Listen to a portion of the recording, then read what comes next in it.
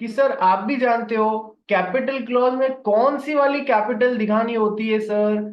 Authorised capital. Authorised capital को nominal capital भी बोला जाता है या फिर रजिस्टर्ड कैपिटल भी बोला जाता है। ये भी बात ध्यान रखना, तीनों एक ही नाम है। Authorised capital, nominal capital, registered capital. Sir वो कैपिटल जिसके साथ में कंपनी शुरू होती है, रजिस्टर होती है, और उससे ज्यादा वो कभी भी इशू नहीं कर सकती अपने जीवन काल में। ठीक है, ये तो अपन ने जब authorised capital, issued capital, subscribe capital, called up capital, paid up capital, तो पूरी डिटेल इसकी आपको पता बताई जा चुकी है। ठीक है, तो sir authorised capital of the company. उसके बाद में कि सर इसमें तीन जानकारियां होती हैं। कितनी बार बता चुका हूं, लास्ट बार और बता रहा हूं। Authorised capital of the company is ₹1 crore divided into 1 lakh shares of ₹100 each. यानी कि ये तीनों जानकारियां, face value of each share, number of shares and total authorised capital कितनी है। ठीक है, ये तीन जानकारियां इस सेक्शन में आपको मिलनी चाहिए ऑथराइज्ड कैपिटल वाले क्लॉज में। Next, let's come to the association और सब्सक्रिप्शन क्लॉज। अपन ने पढ़ा है ना, कई जगह एक टर्म पढ़ी है, subscribers to the memorandum of association. कौन सी टर्म पढ़ी है? Subscribers to the memorandum of association. यानी कि जो अपना नाम लिखते हैं, फिर उसके आगे उनके पास में कितने शेयर्स उनके पास में है वो, और फिर उसके आगे साइन करते हैं अपना, और फिर यहाँ पर किसी विटनेस के साइन होते हैं कि हाँ इन्होंने हमारे सामने साइन किए। Subscribers to memorandum of association, sir जिन्होंने मेमोरेंडम को सब्सक्राइब किया है, उस पे साइन किया है, बोले हाँ हम मेंबर बन रहे हैं इस कंपनी में, तो sir subscribers to the memorandum of association. Sir ये डिटेल अपन ने और कहाँ पढ़ी है? कि सर जब कंपनी का इनकॉर्पोरेशन की या रजिस्ट्रेशन वाला सेक्शन पढ़ा है अपन ने, सेक्शन 7, जिसमें 7 स्टेप्स थे, उसमें फर्स्ट स्टेप में आता है ना, subscribers to the memorandum of association अपनी पर्सनल डिटेल्स देते हैं। सब्सक्राइबर्स अपनी पर्सनल डिटेल्स, नाम, फिर अपना एड्रेस, ठीक है, ये सारी डिटेल्स जो भी उनसे मांगी जाती है वो सारी की सारी फिक्स फॉर्मेट में उनको देनी पड़ती है। तो सर सब्सक्राइबर्स आते हैं, सब्सक्राइब करते हैं, या फिर एक दूसरे के साथ में, एक दूसरे को इसके साथ में एसोसिएट होते हैं, इसलिए इसको एसोसिएशन क्लॉज भी बोला जाता है। सब्सक्रिप्शन या एसोसिएशन क्लॉज। ठीक है भाई, आओ पढ़ना स्टार्ट करते हैं। प्रेशा पढ़ यहाँ पर ये सब्सक्रिप्शन या association clause. Sir, the detail of the subscribers to be formed into a company. The memorandum shall conclude with the association clause. Every subscriber to the memorandum shall take at least one share and shall write against his name the number of shares taken by him. मैंने In आपको case, मैंने आपको Hmm. Online MCA की website पे जाकर table ABCD दिखाए थे या नहीं दिखाए थे? हाँ सर, ये कुछ ऐसे ऐसे दिखते हैं। उसमें आपने देखा था ना कि सर सब्सक्राइबर्स कौन है? एक्सक्यूज मी, जस्ट एक्सक्यूज मी।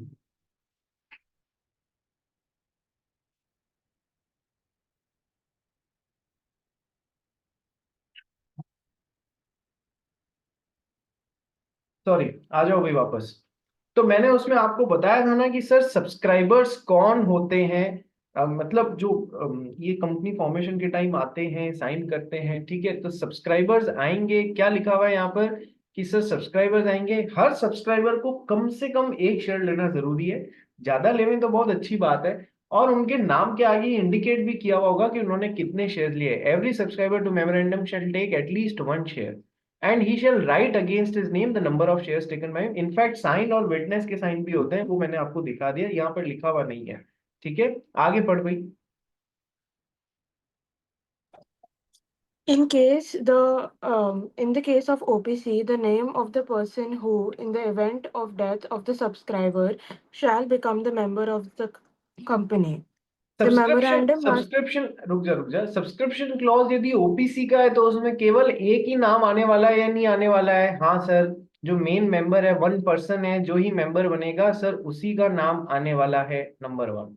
नंबर 2 कि सर सब्सक्रिप्शन क्लॉज यदि अब ये तो हो गया ओपीसी के केस में, सर इसमें एक ही नाम आएगा। प्राइवेट कंपनी और पब्लिक कंपनी के केस में थोड़ा सा वो अलग अलग हो जाएंगे, उसमें नंबर ऑफ मेंबर्स ज्यादा कम जिस हिसाब से लिमिट है उसके अंदर, ठीक है। अब यदि ओपीसी है तो सर एक क्लॉज और आ सकता है, नॉमिनी क्लॉज। बताया था ना कि सर जो इन the event of the single member of the OPC, यदि वो मेंबर सर या तो उसकी डेथ हो जाती है या फिर उसकी कॉन्ट्रैक्चुअल कैपेसिटी, या फिर उसकी कॉन्ट्रैक्चुअल कैपेसिटी खराब हो जाती है, तो दोनों ही केस में से कोई भी केस हो जाए तो नॉमिनी जो है वो उस सिंगल मेंबर को रिप्लेस करेगा और यहाँ पर वो सोल मेंबर बन के इस कंपनी का काम संभालेगा। So in case of OPC sir इतना लंबा लिखने से अच्छा है the name of the person who in the event of death of the subscriber की जगह आप लिख सकते हो the nominee shall become the member of the company। तो नॉमिनी क्लॉज एक अलग से और डाल सकते हैं, ठीक है। तो अपन ने सारे क्लॉजेस तो देख लिए भाई। अब नेक्स्ट लाइन, थोड़ा सा मेमोरेंडम के बारे में थोड़ी बातें और बताई हुई हैं, पढ़ भाई प्रशा आगे। The memorandum must be printed, divided into paragraphs, numbers consecutively, and signed by at least 7 persons, two in the case of a private company and one in case of one-person company, in the presence of at least one witness who will attest the signatures. The particulars about the signatories of to the memorandum as well as the witness as to their address, description, occupation, etc. must also be entered. Sir मैंने आपको बताया था, जब दिखाया था ना टेबलें, तो सर एमओए कैसा होना चाहिए कि sir MOA paragraph paragraph form में होना चाहिए। क्लॉज नंबर 1 नेम क्लॉज, कि sir object registered office clause, object clause. तो सर एमओए पैराग्राफ फॉर्म में होना चाहिए which is, and the paragraph should be numbered. क्या ये बात समझ में आ गई? हाँ सर, हम तो वैसे भी ऐसे ही देखा और ऐसे ही बनाएंगे, ठीक है। तो मेमोरेंडम मस्ट बी प्रिंटेड, ऐसा हाथ से लिखा हुआ नहीं होना चाहिए, टाइप्ड एंड प्रिंटेड होना चाहिए, which should be divided into paragraphs. हाँ सर, सिंगल नेम क्लॉज ये ऑब्जेक्ट क्लॉज ये ऐसे कंटिन्यूअस थोड़ी लिखते जाएंगे, उनको पैराग्राफ में, नंबर्ड पैराग्राफ में लिखते जाएंगे, नंबर्ड कॉन्जिक्यूटिवली, एक के बाद एक consecutively, and signed by. Sir private company है तो कम से कम दो, ओपीसी है तो कम से कम एक, और पब्लिक कंपनी है तो कम से कम 7 जन से साइन होना चाहिए, एटलीस्ट इतने सब्सक्राइबर्स टू दी मेमोरेंडम होने चाहिए, ठीक है। चलिए नेक्स्ट।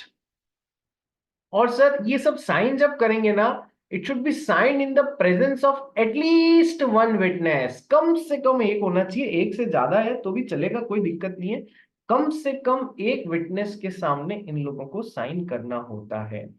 जो अच्छा विटनेस का क्या काम होता है, मान लो आप कोई लीगल डॉक्यूमेंट बना रहे हो, ठीक है, किसी ने विल बनाई, अपनी विल में समझते हो, विल में समझते हो, हाँ सर, किसी ने अपनी कि मैं मर जाऊंगा उसके बाद में मेरे बच्चे को ये देना, मेरी वाइफ को ये देना, ये तो वो अपनी विल, अपने जो भी उसके पास में बिलोंगिंग्स है उसके लिए विल बनाता है।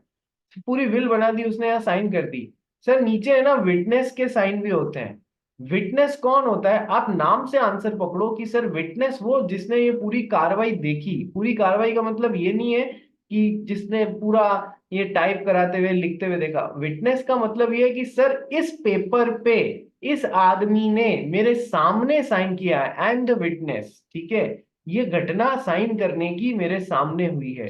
तो सर ये जो सब्सक्राइबर्स टू मेमोरेंडम है, ये कम से कम एक विटनेस के सामने साइन करेंगे, जो इनके सिग्नेचर्स को अटेस्ट करेगा, हाँ इन्होंने मेरे सामने साइन किया है, ये सामने मेरे साइन, ठीक है। So the particulars about the signatories to memorandum as well as the witness as to their address, description, occupation must also be entered।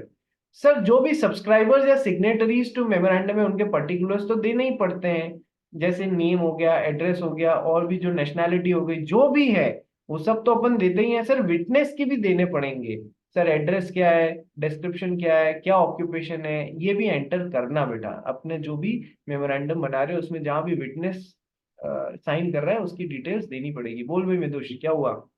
Sir कोई भी विटनेस हो सकता है कि क्या, मतलब विटनेस का भी कुछ तो क्राइटेरिया होगा ना, कि फिटनेस ऐसे तो कोई। समझदारी ये है, कम से कम 18 साल से ऊपर का रखो कम से कम, ठीक है, ताकि माइनर हो तो, माइनर तो बच्चा है यार, वो फिर क्या ही संभालेगा, ठीक है। और जो बिल्कुल समझदार आदमी हो, समझदार मतलब कई बार यदि मितुष मोदी हुआ 18 साल से ऊपर का तो हो गया, लेकिन अभी तक पागलपंती की बातें करता है, मतलब वो मेंटली अनसिक्योर, वो इम्बैलेंस्ड वाला है, तो क्या हम उससे साइन करेंगे? नहीं सर। तो वो साउंड माइंड का भी होना चाहिए, समझ भी होनी चाहिए उसमें, प्लस मेजर एजेड भी होना चाहिए। तो ये सब लीगल एस्पेक्ट्स है जिसमें हमको इतना ज्यादा नहीं घुसना है, क्योंकि ये लॉयर के काम की चीज है। अपने को सीए बनना है ना, इसलिए बस अपन ये ध्यान रखेंगे कि सर जब मेमोरेंडम बन रहा है तब एक विटनेस के भी सिग्नेचर्स होंगे, जो उन सब्सक्राइबर्स के साइन को अटेस्ट करेगा, मतलब हाँ मेरे सामने हुआ है। ठीक है, बात समझ में आ गई? अब विटनेस क्या, क्यों, कैसे, बेसिक मैंने तेरे को बता दिया, और डिटेल में अपन जाने की जरूरत नहीं है। ठीक है, चलिए आगे बढ़ो विप्रेशा। It is to be noted that a company, being a legal person, can through its agent subscribe to the memorandum.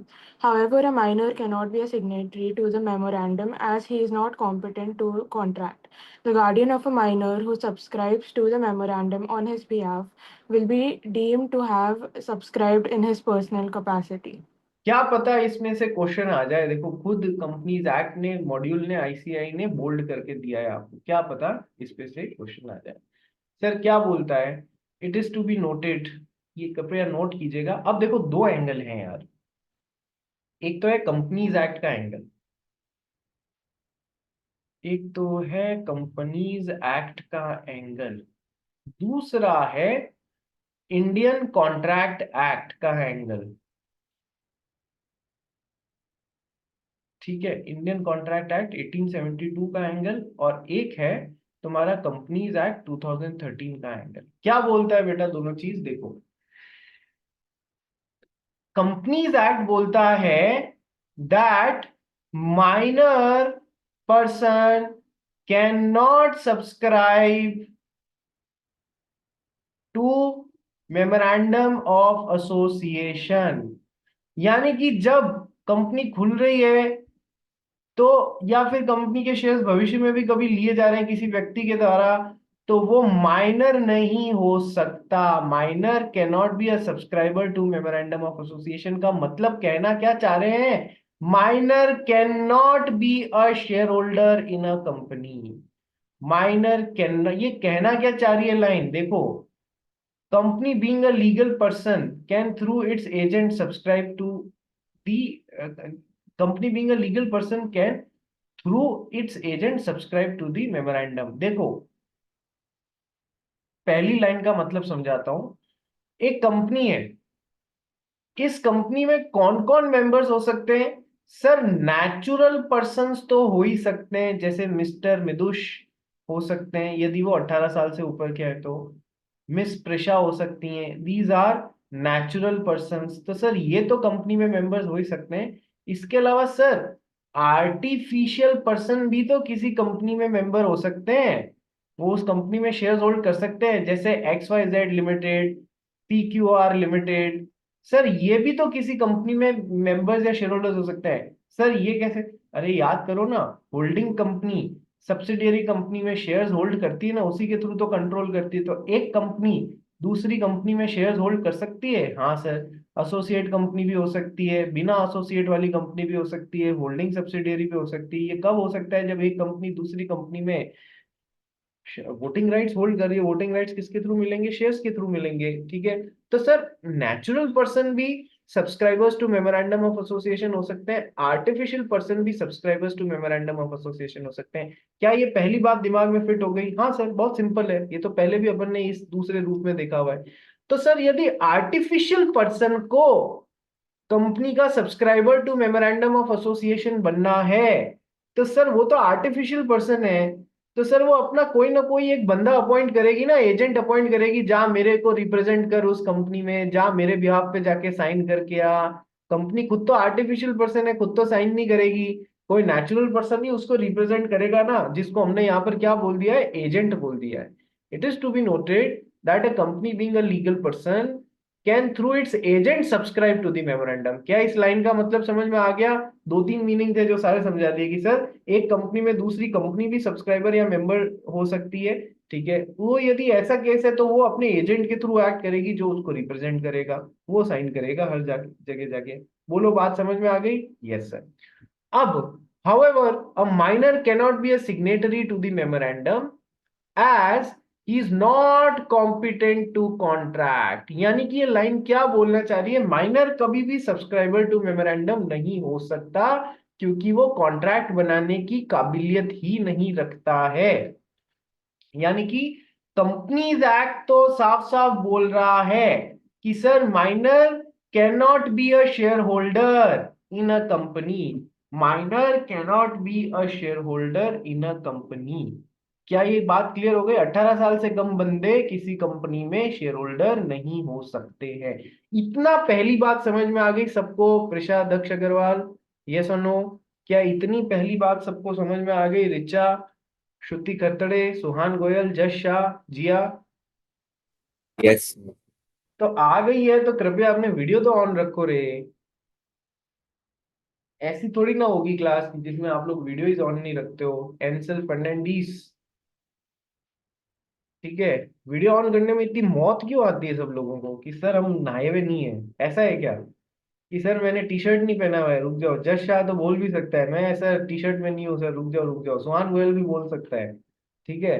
क्यों, मेरे यहाँ पर कुछ ऐसे लोग भी हैं जिनको मैंने फैशन, बस फैशन का रैंप वॉक करना ही बाकी था, ऐसे कपड़े भी पहन के बैठ गए थे। तो प्लीज थोड़ा सा डिसेंसी से बैठे सब लोग, क्लास में आ जाओ।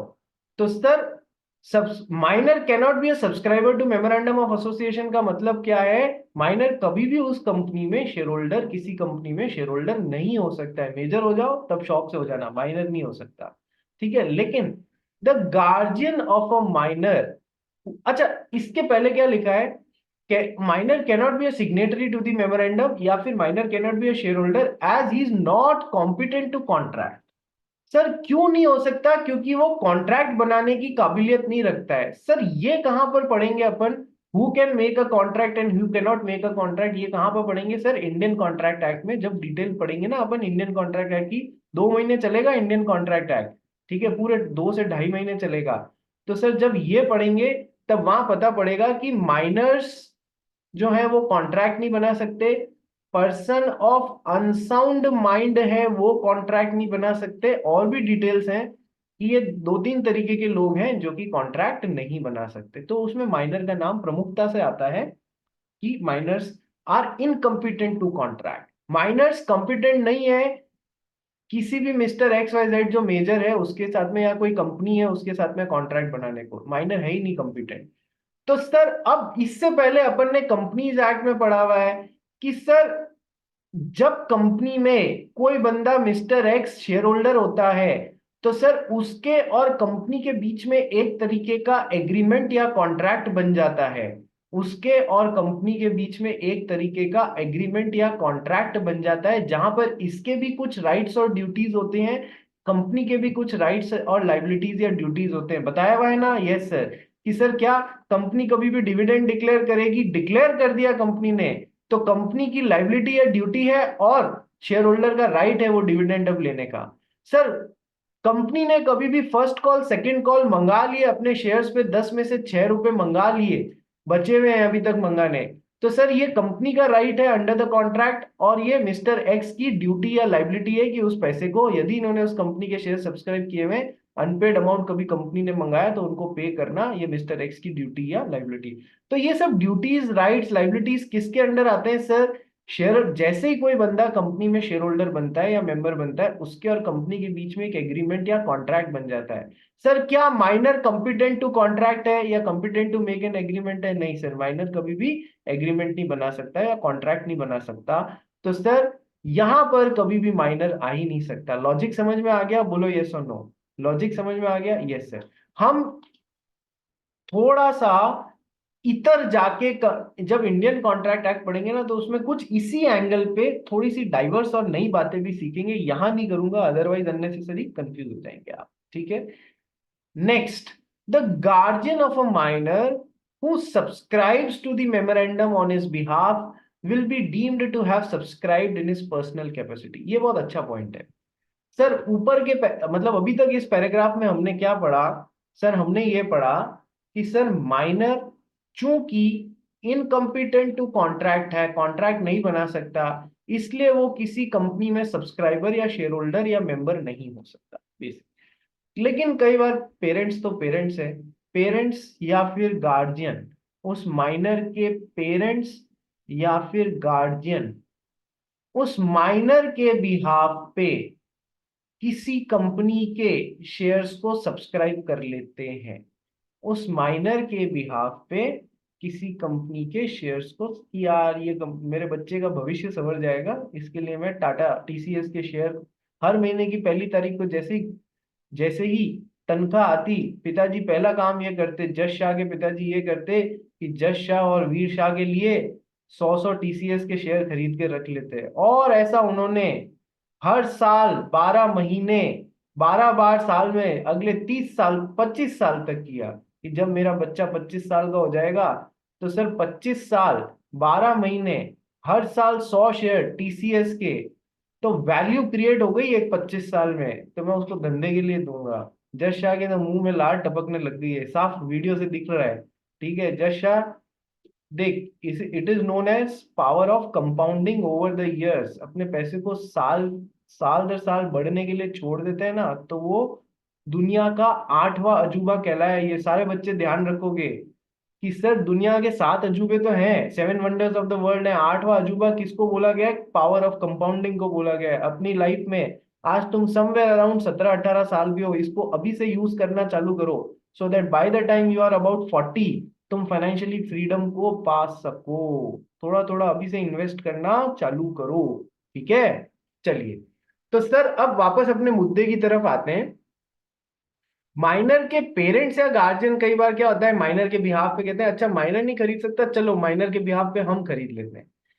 तो अब हो क्या रहा है, कंपनी का जो शेयर होल्डर का रजिस्टर है या मेंबर का रजिस्टर है, उसमें नाम किसका आ रहा है? सर पेरेंट्स या गार्जियन का आ जाता है।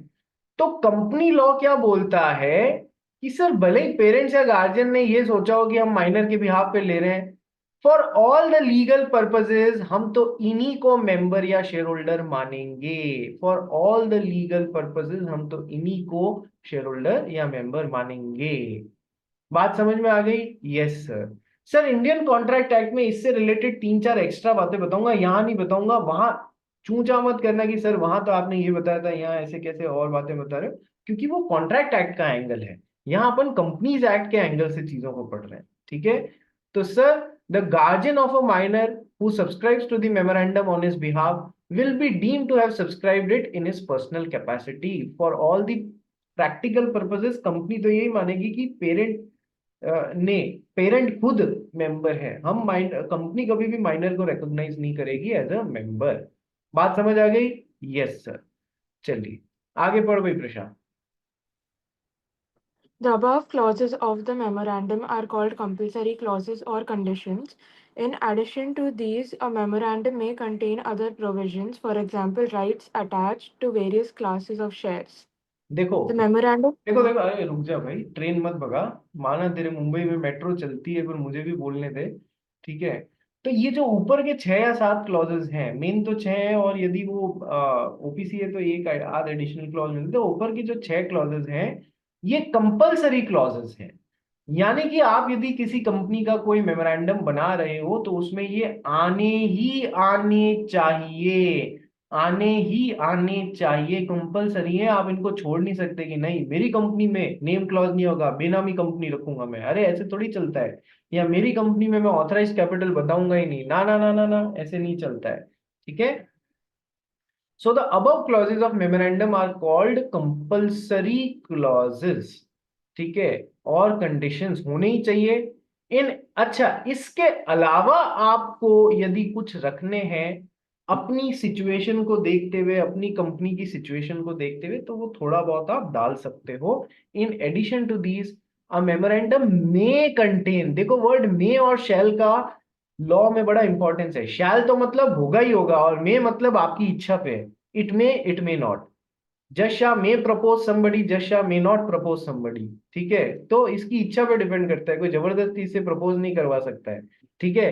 तो in addition to these memorandum may contain other provisions, for example rights attached to various classes of shares। Sir अलग अलग टाइप्स ऑफ शेयर्स हैं, जैसे कि shares with normal voting rights, shares with differential voting rights. तो sir डीवीआरस में बता सकते हैं हम कि सर 10 शेयर पे एक वोटिंग राइट मिलेगा, ठीक है। तो ये कहाँ बता देना कि सर मेमोरेंडम ऑफ एसोसिएशन में बता देना आप, ठीक है। बताना चाहो तो एक अलग से क्लॉज डाल के बता दो, यदि आपने अपने उसमें डीवीआर रखा है तो। नहीं रखा है तो कोई बताने की जरूरत नहीं, कोई क्लॉज डालने की जरूरत नहीं है, ठीक है। बात समझ में आ गई। तो sir may not, it depends upon the situation. पकड़ने की बात क्या है? पकड़ने की बात यह है कि अपन ने table A B C D और E में अलग अलग टाइप्स ऑफ कंपनीज के अलग अलग तरीके के ड्राफ्ट मेमोरेंडम ऑफ एसोसिएशन देखे हैं। आप जैसी भी कंपनी बना रहे हैं उसके लिए जो draft memorandum of association companies act के टेबल ABCD जो भी टाइप के लिए उस पर एप्लीकेबल होता है, उससे बहुत ही नियर होना चाहिए। To the extent possible difference नहीं होना चाहिए, थोड़ा बहुत करना पड़ रहा है तो करो, लेकिन टू दी एक्सटेंट पॉसिबल जो ड्राफ्ट दिया हुआ है उसके निकट से निकट होना चाहिए। कुछ एडिशनल क्लॉजेस डालने की जरूरत है, जैसा मैंने ये बताया तो आप डाल सकते हैं, लेकिन ये बात ध्यान रखना उससे निकट होना चाहिए। ये कौन सा केस बता रहा हूं? एमओए का। एमओए में डेविएशन कम से कम रखना जो पीछे ड्राफ्ट दिए हुए हैं। लेकिन जब EFGHI की बात कर रहा हूं, ये कौन सी है टेबल EFGHI? सर ये draft of article of association of various types of company. इनमें आप मर्जी आए जैसे अपने हिसाब से काफी चेंजेस कर सकते हो। ये ड्राफ्ट के नियर हो, बहुत ज्यादा नियर हो, एकदम एग्जैक्टली वैसे वैसे लाइंस पे ही हो, ये इनके लिए इतना कंपल्शन नहीं है। लेकिन मेमोरेंडम में तो जो ड्राफ्ट दिया हुआ है उनसे चिपक के चलना है। बोलो रे, क्या समझ में आ गई बात? बोलो यस सर, ध्यान रखना, ठीक है। सर ये एमओए के ये कंपलसरी क्लॉजेस हैं या कंडीशंस हैं, इसके अलावा आप कुछ चाहें तो डाल सकते हैं एज पर द रिक्वायरमेंट, लेकिन ये उसके निकट होना चाहिए जो ड्राफ्ट है। नेक्स्ट लाइन पढ़ भाई। The memorandum of association of a company cannot contain anything contrary to the provisions of the Companies Act. If it does, the same shall be devoid of any legal effect. Similarly, all other documents of the company must comply with the provisions of the memorandum. ठीक है sir, MOA design कर रहे हो, MOA के लिए क्या बोला गया है कि sir it is the charter of any company. याद आ रहा है? मेरे वर्ड्स को ध्यान रखना। Memorandum of association is the charter of any company. Charter means क्या होता है? उससे रिलेटेड लॉ होता है रे। चार्टर का मतलब होता है उस कंपनी का कानून क्या है, वो है कि ये कंपनी लिमिटेड है या प्राइवेट लिमिटेड है, या फिर ये कंपनी की ऑथराइज्ड कैपिटल क्या है, या फिर ये कंपनी काम क्या कर सकती है, या फिर इस कंपनी के सब्सक्राइबर्स कौन है, या फिर ऐसी जो भी 6 क्लॉजेस मैंने आपको पढ़ाए हैं वो सब क्या है? उस कंपनी का कानून है। तो क्या कानून तोड़ा जा सकता है? नहीं सर। लेकिन सर ये जो एमओए में जो चार्टर ऑफ एनी कंपनी, उस कंपनी से रिलेटेड जो भी लॉ है, कानून है सर, उसे भी एक दायरे का ध्यान रखना है कि किसी भी कंपनी का एमओए जो है वो कंपनीज एक्ट 2013 में जो कुछ भी लिखा हुआ है उसके अगेंस्ट जाकर नहीं कुछ भी बनाया जा सकता है। यानी कि इसके भी पिताजी कौन है? एमओए के पिताजी कौन है? कि सर कंपनीज एक्ट 2013। कोई भी कंपनी का एमओए कंपनीज एक्ट 2013 के में लिखी हुई बात के अगेंस्ट जाके अपना एमओए नहीं डिजाइन कर सकती कोई भी कंपनी। क्या ये बात समझ में आ गई? Yes sir. तो MOA of a company cannot contain anything which is contrary to the Companies Act. यदि डालते हैं, यदि ऐसा कुछ डाल भी देते हैं गलती से, ध्यानवश भूलवश, ध्यान नहीं रहा या जानबूझ के कोई भी कारण से डाल दिया, तो फिर उसका कोई लीगल इफेक्ट नहीं होगा। उसका कोई भी लीगल इफेक्ट नहीं होगा, ठीक है। मान लो हमारा मिदुष मोदी के दिमाग में आता है कि मैं तो एक नॉर्मल प्राइवेट कंपनी खोलूंगा, नॉट ओपीसी, ओपीसी नहीं, नॉर्मल प्राइवेट कंपनी खोलूंगा, और उसके मेमोरेंडम ऑफ एसोसिएशन के सब्सक्रिप्शन क्लॉज में मैं बस एक ही नाम लिखूंगा, वो है अपना मिदुष मोदी, ठीक है। 100% शेयर होल्डिंग इसी के पास में है। अरे भाई, तू कंपनीज एक्ट के प्रोविजंस को ब्रीच कर रहा है या नहीं कर रहा है कि एक नॉर्मल प्राइवेट कंपनी में कम से कम 2 जन होने चाहिए? Yes sir, section 3 of the Companies Act 2013 says that in a private company minimum 2, ठीक है, in a public company minimum 7, and if it is a private company other than if it is a private company being OPC, तो उसमें केवल एक आएगा। तो ये कहाँ आ रहा है, section 3 of the Companies act से आ रहा है, मिनिमम लोग कितने होने चाहिए किसी भी कंपनी में। ये कह रहा है नहीं, मैं तो नॉर्मल प्राइवेट कंपनी खोलूंगा और उसमें मैं सब्सक्राइबर्स में एक ही नाम, मेरा नाम डालूंगा। तो ये क्या कर रहा है, कंपनीज एक्ट के अगेंस्ट जा रहा है सर। ये खत्म हो, मतलब गलत है, ठीक है। सो उसका कोई लीगल इफेक्ट नहीं होगा। Similarly all other documents of the company must comply with the provisions of the memorandum। Sir company के और भी जो बाकी के डॉक्यूमेंट्स हैं वो सब कंपनी का ने अपने लिए जो कानून बनाया मेमोरेंडम ऑफ एसोसिएशन में उससे मैच करने चाहिए। क्या आपको मेमोरेंडम ऑफ एसोसिएशन समझ में आ गया, बताइए। इससे डिटेल में कोई नहीं पढ़ाता है, ना पढ़ा सकता है आपके लेवल पे। बोलो, पूरा 6 के 6 क्लॉजेस, 7 के 7 क्लॉजेस, एक एक छोटी से छोटी बात समझ में आ गई। कहीं से भी कुछ भी कैसा भी क्वेश्चन उठा के पूछें, आंसर कर सकते हो ना आप तो। सर मान लिया, क्या ये जरूरी है इसी लैंग्वेज में आंसर किया जाए? नहीं सर, ये कतई जरूरी नहीं है कि जिस लैंग्वेज में आपके मॉड्यूल में दिया हुआ है उसमें ही आंसर किया जाए, ना ना ना ना। लेकिन जरूरी क्या है कि सर जो क्रक्स ऑफ द आंसर है अपनी लैंग्वेज में करो, कोई प्रॉब्लम नहीं है। क्रक्स ऑफ द आंसर निकल के आना चाहिए, उसका मतलब निकल के आना चाहिए। प्लस यदि डेफिनेशन पूछिए किसी चीज की, वो फिर एग्जैक्टली मॉड्यूल की लैंग्वेज में होनी चाहिए। कोई भी चीज की डेफिनेशन पूछिए तो। Plus crux of the answer में आप अपनी भाषा में भी लिख सकते हो, लेकिन सर कुछ आंसर में कुछ कीवर्ड्स होते हैं सर, कीवर्ड्स तो डेफिनेटली आने ही चाहिए।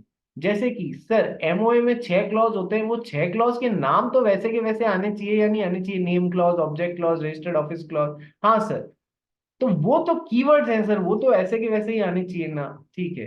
तो अपना आंसर मैं क्यों आपको लिखने का बोलता हूँ, आपको समझ में आएगा कि हमें लिखते वक्त क्या क्या बातें ध्यान रखना है। एक तो होता है कि सर मिदुष ने देख के ही लिख लिया, हाँ ये मॉड्यूल में ये लिखा हुआ है मैं भी यही लिख देता हूँ।